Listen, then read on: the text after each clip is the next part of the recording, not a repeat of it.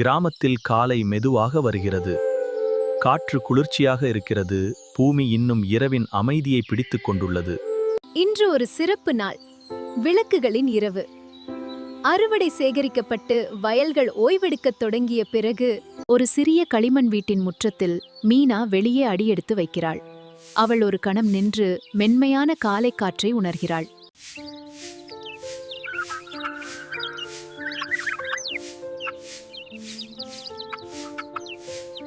கிராமம் இப்படித்தான் கண்விழிக்கும். அமைதியும் ஆரவாரமும் இங்கு ஒரு சேர உண்டு. இந்த அமைதி என் மனதுக்கு மிகவும் பிடித்த ஒன்று. அதிகாலை நேரத்தில் வீடுகள் சூரிய ஒளியால் பிரகாசமாகின்றன. மீனா தனது வீட்டிற்குள் ஒரு தாழ்வான மரமேசையின் அருகே